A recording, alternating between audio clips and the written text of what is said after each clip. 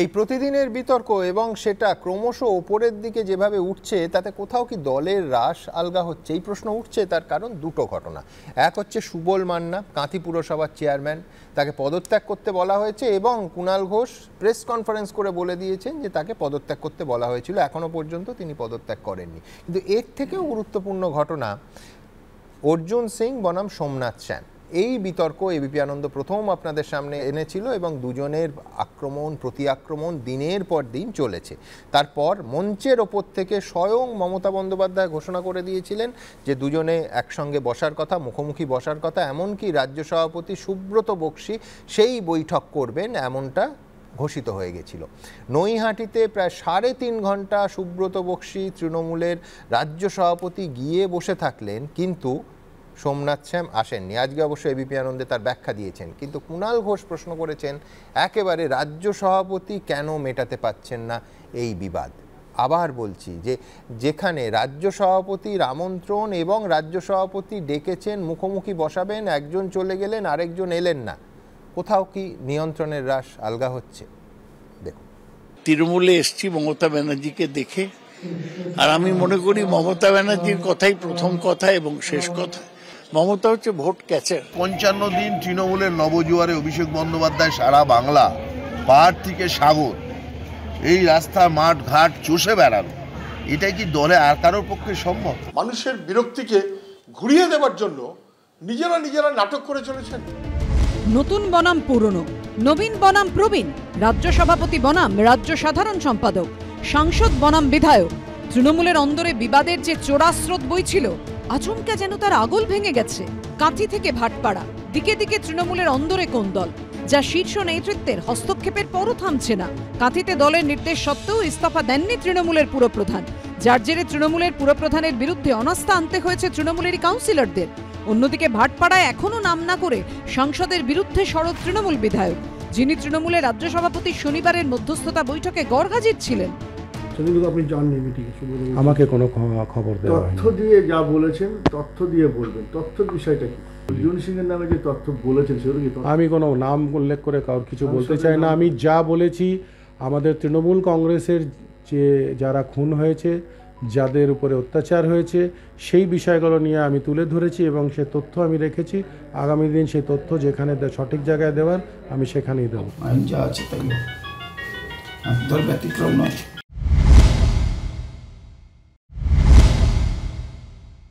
তৃণমূল পার্টির বাঁচার দিন শেষ হয়ে গেছে, তাই তৃণমূল পার্টির পতন দ্রুত গতিতে শুরু হয়ে গেছে। যে পার্টিগুলোর মধ্যে গণতন্ত্র নেই, গোষ্ঠীবাজি, নেতৃত্ব নিয়ে তো কংগ্রেসের শেয়ার কর্তব্য নয়। সিপিএমেও আমরা তাই দেখেছি, বিজেপিতেও তাই দেখেছি, কিন্তু সেই জায়গায় দাঁড়িয়ে তৃণমূল কংগ্রেস এক এবং ঐক্যবদ্ধ। লোকসভা ভোটের বছরে কিভাবে পরিস্থিতি সামাল দেবে তৃণমূল? ঋত্বিক প্রধান, সমীরণ পাল ও আশিস বাগচির রিপোর্ট, এবিপি আনন্দ। আমি অরূপের কাছে যাব। অরূপ, এটা কি মানবে যে মমতা বন্দ্যোপাধ্যায় এই মুহূর্তে মাইক্রো লেভেলে দলের সংগঠনটা দেখছেন, যেটা কিন্তু মুকুল রায়ের জামানার থেকে তিনি আর কোনোদিন দেখেননি? সরকারের নিয়ন্ত্রণ সবসময় মমতা বন্দ্যোপাধ্যায়ের হাতে ছিল। ধরো নেতাজি ইন্ডোরে 23শে নভেম্বর ওই গুরুত্বপূর্ণ মিটিংটা হলো, তারপর উত্তর 24 পরগনা দিয়ে শুরু হলো, একাধিক জেলায় শুনছি পরিকল্পনা আছে যে সাংগঠনিক জেলা ভেঙে দিচ্ছেন, দিয়ে একটা কোর কমিটি তৈরি করে দিচ্ছেন, যে কোর কমিটি নির্বাচনও পরিচালনা করবেন এবং 10 দিন অন্তর অন্য কাউকে নয়, একেবারে মমতা বন্দ্যোপাধ্যায়কে রিপোর্ট দেবে এই কমিটি। আমি বলছি বহু বছর নয়, বহু দশক পর আমি যদি এইভাবে বলি যে মমতা বন্দ্যোপাধ্যায় দলের সম্পূর্ণ নিয়ন্ত্রণ একেবারে তার হাতে রাখছেন, মানবে? না সুমন, আমার কাছে ন্যারেটিভটা একটা তৈরি করার চেষ্টা করা হচ্ছে যে মমতাদি বনাম অভিষেক। আমার এই প্রশ্নে কোথাও অভিষেক নেই। না, আপনার প্রশ্নের কথা বলছি না, এই সামগ্রিক আলোচনার প্রেক্ষিতে আমার কাছে বিষয়টা কিন্তু মমতাদি বনাম অভিষেক নয়। কারণ মমতাদি এবং অভিষেক কেন বলছি, এই কারণে যে কথাটা আপনি বলছেন এটা তো ঘটনা, মমতাদিকে রাজ্যের প্রশাসন দেখতে হয়। মমতাদিকে পুরো দলের ওভারঅল কন্ট্রোল মমতাদি নিজের হাতে রেখে মমতাদি দলকে সংঘবদ্ধ রেখেছেন। তার সাথে সাথে ডিসেন্ট্রালাইজেশন অফ পাওয়ার, আজকে মমতাদির পরে পরীক্ষিত শক্তি হিসেবে অভিষেক বন্দ্যোপাধ্যায় উঠে এসেছেন। তো মমতাদিকে যদি অভিষেক বন্দ্যোপাধ্যায়ের সহযোগিতায় দল যখন বেনিফিটেড হচ্ছে, যেটা প্রমাণিত এই চ্যালেঞ্জ ওই উল্টো ন্যারেটিভ বিরোধীরা দিচ্ছে না। তোমার দলের নেতারা যদি বলেন যে সেনাপতি ছাড়া যুদ্ধ জয় করা অসম্ভব, সেটা কাকে চ্যালেঞ্জ করা হয়? তাহলে তো তাদের লেখা উচিত ছিল যে নেত্রীর সঙ্গে থাকলেই যুদ্ধ জয় সম্ভব। আমি আবারও বলছি, মহাভারতে মহাভারতে পাণ্ডব পক্ষ যদি ভগবান শ্রীকৃষ্ণ যদি সাথে না থাকতেন, পাণ্ডব পক্ষের জয় হতো না। তেমনি মমতাদি মাথার উপর না থাকলে আমাদের যুদ্ধ জয় হবে না, এটা আমরা সকলে মানি এবং বিশ্বাস করি। তার সাথে সাথে যদি না বলতে হচ্ছে এই কারণেই, কারণ তীর হাতে যুদ্ধটা সেদিনকে অর্জুন করেছিলেন। আজকেও 2021 দেখিয়ে দিয়েছে বাংলার বুকে, সেদিনকে মমতাদির আশীর্বাদকে পাথেয় করে যুদ্ধটা অভিষেক বন্দ্যোপাধ্যায় করেছিলেন বলেই দেশের প্রধানমন্ত্রীকে এসে পর্যন্ত ভাইপো বলতে হয়েছিল, স্বরাষ্ট্রমন্ত্রীকে পর্যন্ত অভিষেক বন্দ্যোপাধ্যায়কে আক্রমণ করতে হয়েছিল। এবং যখন বলেছিল ইসবার দোষপার, অভিষেক বন্দ্যোপাধ্যায় লড়াই পর তারাই পগার পার হয়েছিল।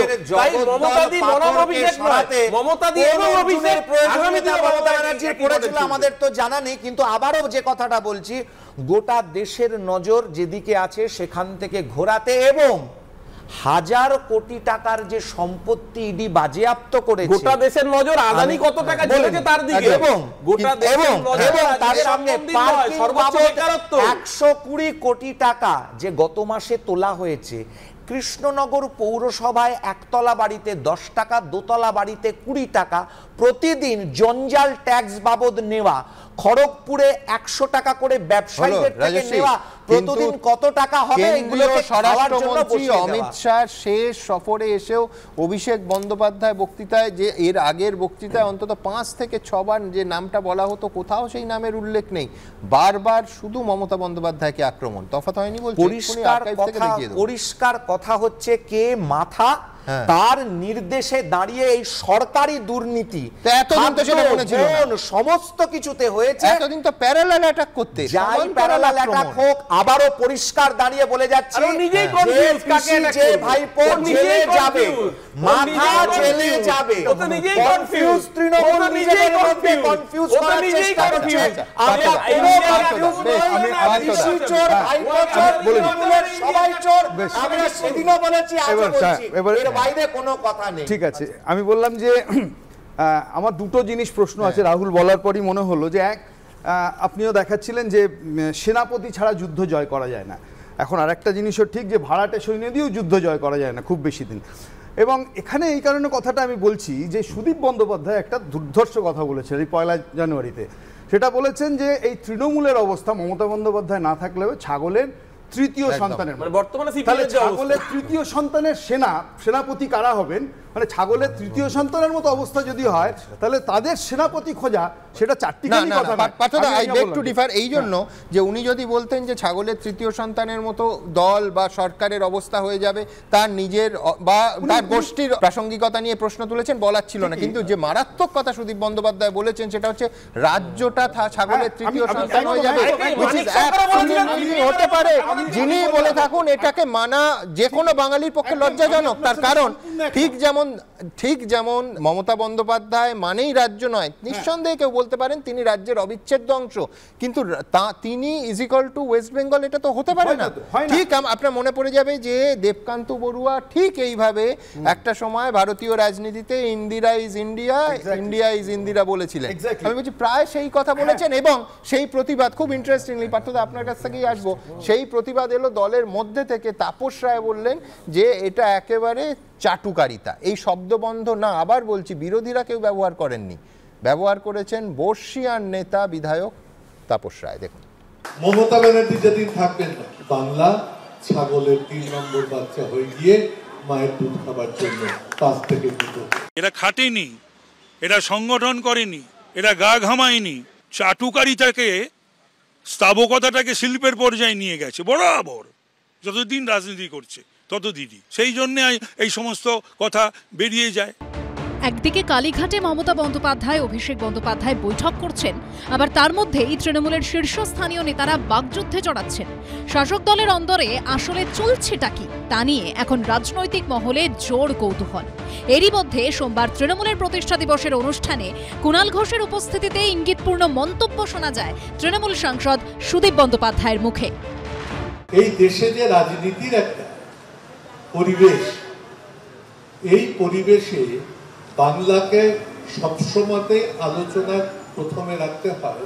তার কারণ বাংলাতে মমতা ব্যানার্জি রাজনীতিতে আছেন। মমতা ব্যানার্জি যেদিন থাকবেন না, আবার দীর্ঘ রাজনৈতিক অভিজ্ঞতা বলেন দেশের রাজনীতির যা গতি প্রকৃতি, বাংলা ছাগলের 3 নম্বর বাচ্চা হয়ে গিয়ে মায়ের দুধ খাবার জন্য কাছ থেকে দুধ পাবে কিনা। এই যে দুম করে বলা মমতা ব্যানার্জি না থাকলে বাংলা ছাগলের 3য় সন্তান, আরে সুদীপ দাই তো দেখলো অভিষেক দিল্লিতে যখন নেতৃত্ব দিল মমতা বন্দ্যোপাধ্যায়ের আশীর্বাদ নিয়ে, শুভেচ্ছা নিয়ে, তাতে তো কি পরিমাণ ঝাঁজ, কি পরিমাণ প্রভাব পড়লো। উনি যদি আরেকটু থাকতেন, আমি সামনে বসে ওনাকে ভাব সম্প্রসারণটা শুনিয়ে দিতাম। যারা বলছেন তারা হয়তো একটা অন্ধ আনুগত্য দেখাতে চাইছেন। মঙ্গলবার সুদীপ বন্দ্যোপাধ্যায়কে ক্ষুরধার ভাষায় আক্রমণ করেন তাপস রায়। আমি বলতে পারবো না যে নাটক কি অনাটক, আমি বলতে পারবো না। তবে এটা বলতে পারি, যদি সুদীপ বন্দ্যোপাধ্যায় রাজনীতি না করে যদি অভিনয় করতেন, দাদা সাহেব ফালকে তার রাখা ছিল এবং অস্কার পেতেন কিনা জানি না, তবে অস্কারের নাম বিবেচিত হতো। উনি তো বলেছিলেন 6 বছর সাসপেন্ড হওয়ার ক্ষেত্রে যে আমি এই দলটা আর 6 বছর থাকবে না। আরও অনেক কিছু বলেছিলেন, সেই কাগজপত্র আমাদের কাছে আসে। ওরা স্বামী স্ত্রী মিলে দলের বিরুদ্ধে, মমতা বন্দ্যোপাধ্যায়ের বিরুদ্ধে অনেক কিছুই বলেছিলেন। সুদীপবাবু যেটা বলছেন তার দলের মধ্যে তার বিরোধিতা হচ্ছে, 1। 2 নম্বর কথা হচ্ছে যে এ রাজ্যের একটা ঘটনায় কেউ মুখ্যমন্ত্রী হয়ে গেছে। এই রাজ্যে কি আরো মুখ্যমন্ত্রী ছিল না? আমাদের নাট্যকার চিফ মিনিস্টার চাই না। এখানে চামচাবাজির প্রতিযোগিতা চলছে। দিদির দলের পুরনোরা কে কত বড় দিদির দাসত্বগিরি করতে পারে তার প্রতিযোগিতা চলছে। তাই সিনিয়রদের এক ধরনের বাতেলা, জুনিয়র খোকাবাবুর দলের আরেক ধরনের বাতেলা। ভারতীয় রাজনীতিতে সবসময় ব্যক্তি পুজোর ছড়াছড়ি। একসময় কংগ্রেস সভাপতি দেবকান্ত বড়ুয়া বলেছিলেন, India is Indira, Indira is India. চাটুকারিতার চরম উদাহরণ ছিল তা। ইন্দিরা গান্ধী পরাজিত হওয়ার পর সবার আগে সেই দেবকান্ত বড়ুয়াই তাঁর সঙ্গ ছেড়েছিলেন। আবার এখন সংসদে দাঁড়িয়ে অরুণাচল পূর্বের বিজেপি সাংসদ তাপির গাওকে নরেন্দ্র মোদী সম্পর্কে বলতে শোনা যায়, উনি কোনো মানুষ নন, উনি অবতার, যিনি প্রধানমন্ত্রী হয়ে গেছেন। মহারাষ্ট্রের বিজেপির মুখপাত্র অবদূত ওয়াঘ যখন সোশ্যাল মিডিয়ায় লেখেন নরেন্দ্র মোদীকে ভগবান বিষ্ণুর 11তম অবতার, কিংবা মহারাষ্ট্রের শীর্ষ বিজেপি নেতা এবং উপমুখ্যমন্ত্রী স্ত্রী অমৃতা ফড়নবিস বলেন ভারতের রাষ্ট্রপিতা দুজন, একজন মহাত্মা গান্ধী, তিনি আগেকার দিনের, আর নতুন ভারতের রাষ্ট্রপিতা নরেন্দ্র মোদী।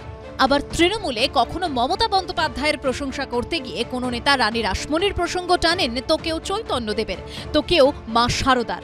এই প্রসঙ্গে অনেকেরই মনে পড়ে যাচ্ছে সংবিধানের প্রণেতা ভীমরাও আম্বেদকরের সেই বিখ্যাত উক্তির প্রসঙ্গ। তিনি বলেছিলেন, বড় মাপের মানুষের কাছে কৃতজ্ঞ থাকা দোষের নয়, কিন্তু এই কৃতজ্ঞতার সীমা থাকা উচিত। আমাদের ভারতে ভক্তি বা আত্মনিবেদনের সংস্কৃতি আছে, সেটা ধর্মের জন্য ঠিক আছে, কিন্তু রাজনীতিতে ভক্ত, আত্মনিবেদন, বীর পুজো এক নিশ্চিত পতনের রাস্তা, এবং যে পথ অনিবার্যভাবে স্বৈরতন্ত্রের দিকে নিয়ে যায়। উজ্জ্বল মুখোপাধ্যায় ও অনির্বাণ বাগচির রিপোর্ট, এবিপি আনন্দ।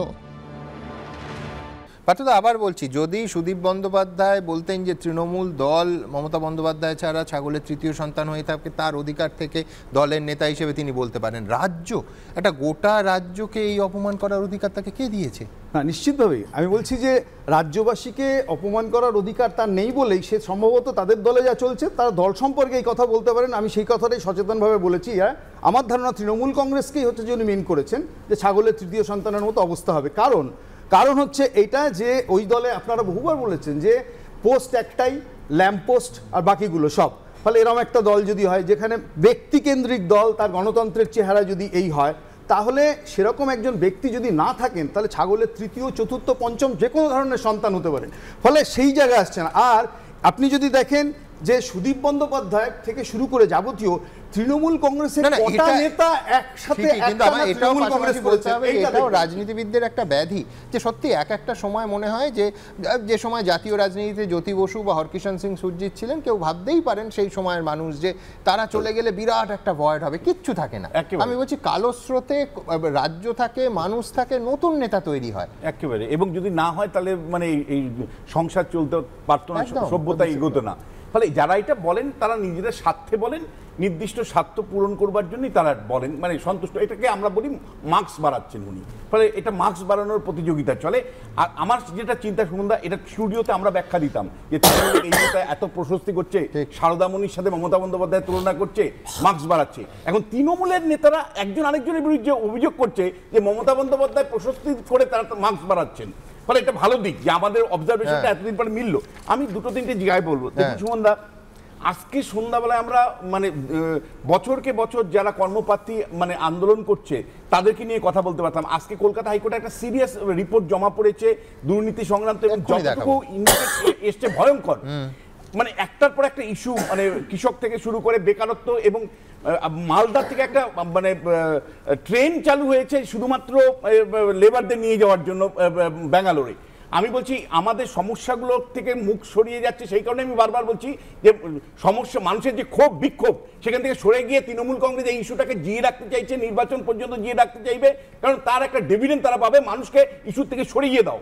আমি একটা বিষয় ডিফার করছি শোভন, ভালো কথা, তৃণমূল কংগ্রেস ডিভিডেন্ড পাবে তাই ডিফোকাস করার চেষ্টা করছে।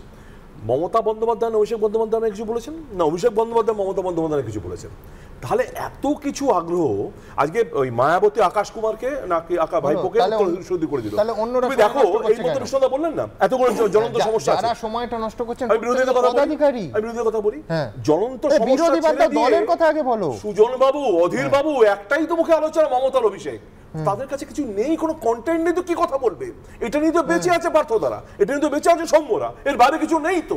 মমতা অভিষেক ভাবাবেন না, সৌম্যর কাছে যাবো না আমি। আমাদের আজকে যে প্যানেলটার মধ্যে আপনি আমাদের না ডেকে এদেরকে ডাকলে তো হয়ে যেত, আমাদের দরকার ছিল আপনি বলুন তো। আজকে যা আপনি প্যাকেজ দেখিয়েছেন তাতে আমাদের তৃণমূলের বিরুদ্ধে কিছু বলার ছিল না, কার্যত ছিল না। এই আলোচনাগুলো আরো মারাত্মক, তৃণমূল বনাম তৃণমূল বনাম, আমি তো আপনি তো তাই বলেছেন। এবার শুনুন, আমি একটা কথা বলছি, দেখুন সাপুরের মৃত্যু হয় সাপের ছোবলে। History has this own nasty habits of repeating. 1996 সালে 122টা কেন্দ্রে জোড়াপাতার প্রার্থী দিয়ে কংগ্রেসকে হারানো হয়েছিল। মাননীয় মুখ্যমন্ত্রী মমতা বন্দ্যোপাধ্যায়কে দেখতে হবে বসে বসে এই দল বিভাজন হচ্ছে ভাইপোর দ্বারা। আগামী দিনে আপনি দেখে নেবেন পশ্চিমবাংলায় এই যে বিনয় মিশ্ররা যখন চলে যায়। তোমার নাম তো সৌম্য জানতাম, আমি তোমার নাম তো দুর্বাসা মনে। আমি বলে দিচ্ছি আপনাকে, শুনে নিন। এই যে পশ্চিমবাংলায় দেখতে হবে আপনার, এই যে মাননীয় মুখ্যমন্ত্রী মমতা বন্দ্যোপাধ্যায় পশ্চিমবাংলায় এই জোড়া পাতার কালচার দিয়েছিল না, যে 122টা জায়গায় প্রার্থী হারিয়েছিল। আজকে আপনাকে বলে দিচ্ছি, এই যে আমি আবারও বলছি যে সাপুরের মৃত্যু হয় সাপের ছোবলে। দল বিভাজন করে দল তৈরি করেছেন, অ্যামালগামেশন অফ পিপল। উদ্দেশ্য একটা ছিল, বামফ্রন্ট চলে গেছে, তারপরে এখন আর কিছু নেই, এখন শুধু ময়ূর সিং। তুমি পলিটিক্যাল কালচারের কথা বলছো, আমি বলছি বেশ বেশ বেশ অরূপতার উত্তর দেবে, কিন্তু আমি বলছি চাটুকারিতার কালচার যদি হয়, প্রশ্ন যদি চাটুকারিতার কালচার নিয়ে হয়, তাহলে কংগ্রেসের উদাহরণ এবং কংগ্রেসের আমি বলছি সেটা তৃণমূলের এখনো সাধ্য হয়নি সেটা অতিক্রম করা। তুমি এটা বলতে পারো যে কংগ্রেস ভেঙে তৃণমূলের জন্ম হয়েছে। আপনি জিজ্ঞাসা করুন পুরনো তৃণমূলের নেতারা জেলে যায়, নতুনরা কেন বাইরে থাকে? জিজ্ঞাসা করুন। আচ্ছা, তৃণমূল বাইরে থাকে কেন, নতুনরা? খুব ইন্টারেস্টিং। সৌম্য বলছে রাজস্বী যে তোমরা না সৌম্য তো বলছে যে তোমরাও অর্থাৎ এজেন্সিও নবীন আর প্রবীণে এমন বিভাজন করছো যে প্রবীণরা জেলে যাচ্ছেন, নবীনরা বাইরে থাকছেন, এটাও নাকি হিসেব করে। সৌম্য, কুন্তল আর শান্তনু প্রবীণের পর্যায়ে পড়ে বলে তো আমার মনে হয় না।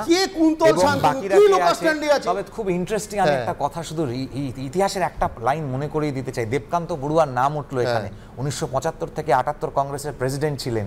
এই দেবকান্ত বড়ুয়াই কিন্তু যেদিনকে এলাহাবাদ হাইকোর্টের যখন রায়টা বেরোচ্ছে, তখন গভীর রাত্রে ইন্দিরা গান্ধীর বাড়িতে গিয়ে কিন্তু তখন প্রস্তাবটা উনি রেখেছিলেন, আপনি প্রধানমন্ত্রীর থেকে স্টেপ ডাউন করে দিন, যতদিন ঝামেলাটা না মিটছে আমি দায়িত্বটা সামলে নিচ্ছি।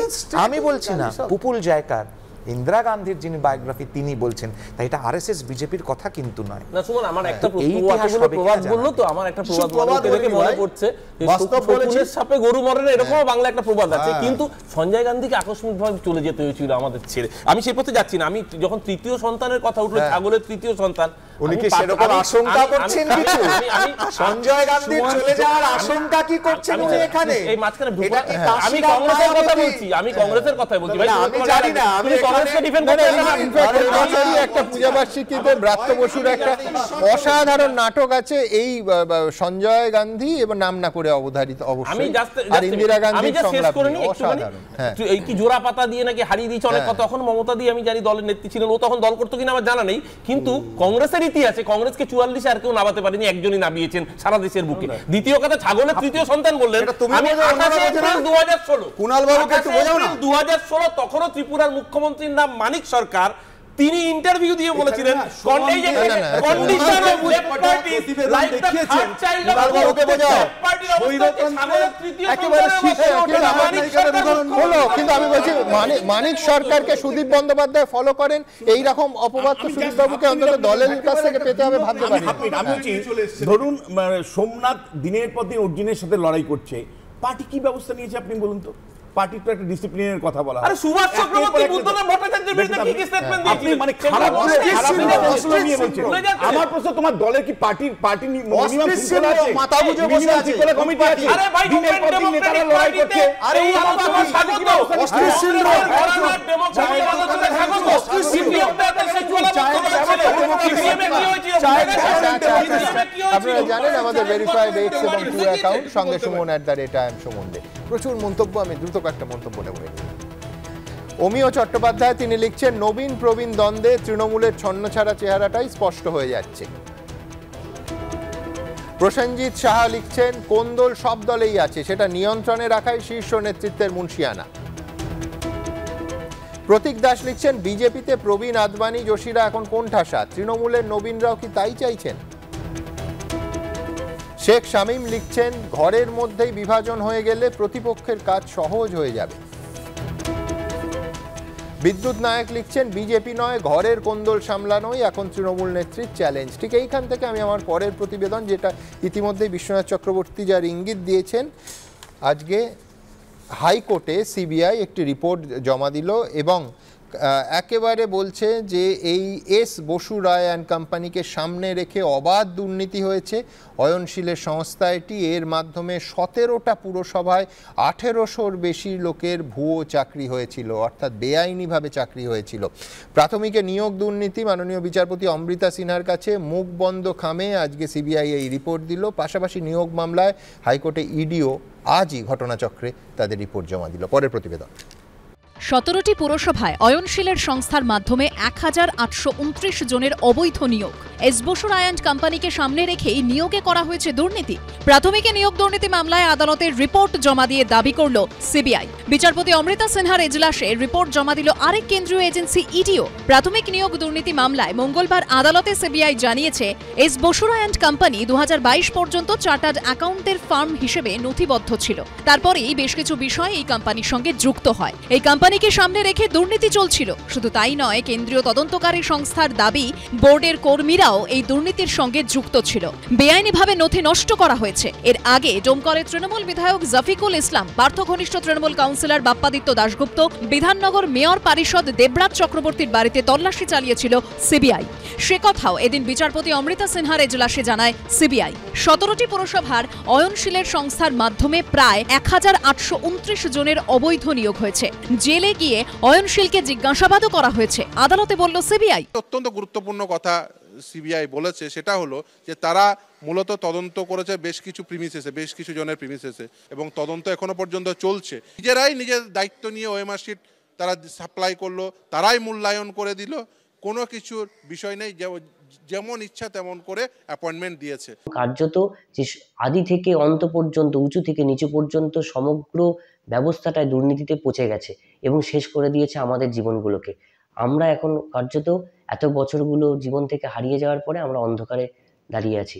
এদিকে আদালতে আরেক কেন্দ্রীয় এজেন্সি দাবি করল লিপস অ্যান্ড বাউন্সের 7 কোটি 5 লক্ষ টাকার 8টি সম্পত্তি বাজেয়াপ্ত করার প্রক্রিয়া শুরু করা হয়েছে। তদন্তের প্রক্রিয়া নিয়ে আমরা নয়, গোটা রাজ্যবাসী সন্তুষ্ট, কিন্তু তদন্তের গতি স্লথ এটা নিয়ে মানুষের উদ্বেগ আছে, এটা নিয়ে মানুষের মনে কিছু সময় হতাশা তৈরি হচ্ছে।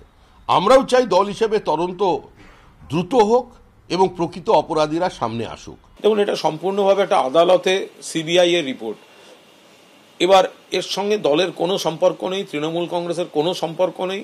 যদি কোনো তদন্ত হয়, আমরা আশা করব যে কেন্দ্রীয় সরকার, তাদের বিজেপি যেন কোনো রাজনৈতিক লক্ষ্যে, রাজনৈতিক এজেন্ডায় না থেকে নিরপেক্ষভাবে তদন্ত করেন। এদিন বিচারপতি অমৃতা সিনহা নির্দেশ দেন বুধবার ইডির যুগ্ম অধিকর্তাকে উপস্থিত থাকতে হবে। পাশাপাশি কণ্ঠস্বরের নমুনা সংগ্রহের অভিজ্ঞতা সম্পন্ন ইএসআই হাসপাতালের একজন চিকিৎসককে উপস্থিত থাকার নির্দেশ দিয়েছেন তিনি। সৌভিক মজুমদার, দীপক ঘোষ ও সত্যজিৎ বৈদ্যের রিপোর্ট, এবিপি আনন্দ। এখন রাজ্যের শাসক শিবিরে যা চলছে বুঝলেন, তা ওই সুনীল গঙ্গোপাধ্যায়ের কবিতার ভাষায় বলতে গেলে পুরুষকারের ঠোকাঠুকি, অট্টহাসি ও মধু মাখানো চুরির সংলাপ। এখন লোকসভা ভোটের আগে তৃণমূল শিবিরে এহেন পরিস্থিতিকে নানা জনে নানাভাবে দেখছেন। কেউ বলছেন এতে বিজেপির সুবিধা হবে, আবার কেউ বলছেন পুরোটাই নাকি বিজেপির চিত্রনাট্য, বিভাজন বিবাদ বলে আসলে কিচ্ছু নেই। কিন্তু যেভাবে শাসক দলের নেতারাই একে অপরকে তীব্র আক্রমণ করছে তা নজিরবিহীন। এহেন পরিস্থিতিতে ঘাসফুলের হেলিকপ্টার কোথায় গিয়ে ল্যান্ড করে সেদিকে সবার নজর। আমরা হেলিপ্যাডের ঠিক বাইরে দাঁড়িয়ে শুধু দেখছি। আমাদের কেস দেবেন না প্লিজ, কেস দেবেন না প্লিজ।